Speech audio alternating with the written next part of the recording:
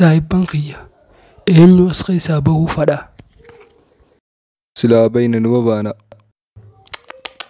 Akkana hin je'inaa mee waan dur yaadadhaa waan feetan nyaattanii bakka feetan dhaquu hin turre sanuu waslaa nyaachuu turre san ni irraanfattaniisa. Ati jaasiin micaatan teetillee ni irraanfatte.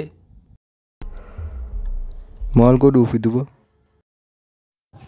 Ani as keessaa inni isin baasuu fadha. Akkamiin nu baasuu dandeessa bakka teen kaameeraa bichaadhaati Rashiidee keenya.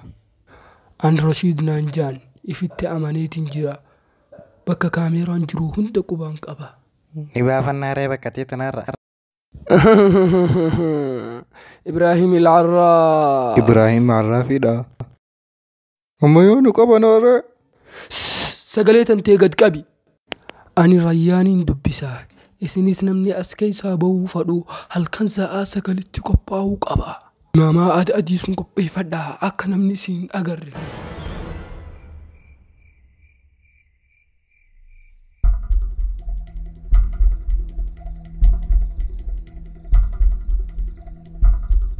He ho jiru dabar.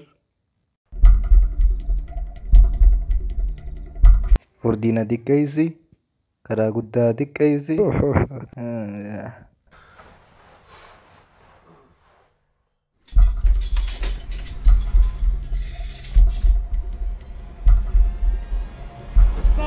Dafaa seenaa mee nun argini dafaa.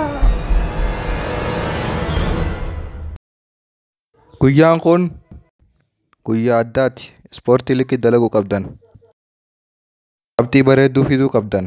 Olaantu jechuudha.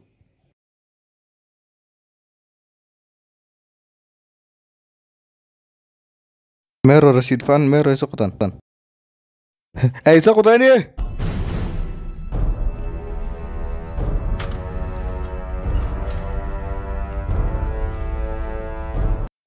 Rashiid. Khalife. Jasim. Isa qotanii.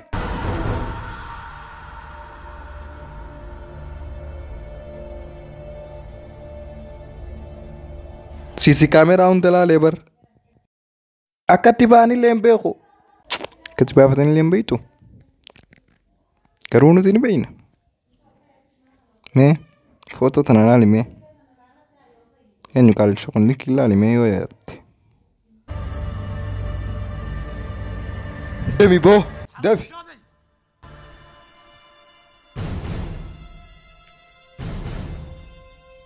Qabi deem.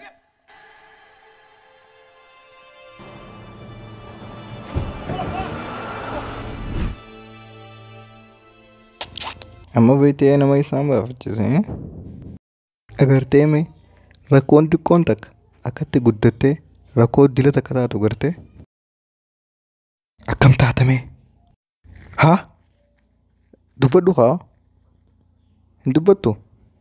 Haa dubbadhu?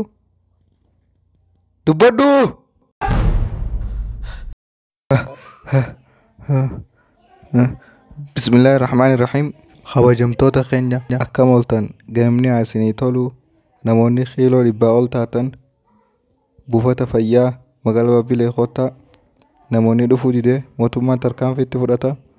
Iganaas ana namni tokkoffaa buufata sandaqu Kootaa isinis hin irraanfatina okay? تبي تضعف اي والله تبي تلبس اي والله خليك وياي وتدرب سو بوش اب Waan jedhu dhageesse namoonni kiiloo 100 ol taatan Kootaa. نزل وزنك خفف شحمك تبي تضعف اي والله تبي تلبس اي والله خليك وياي وتدرب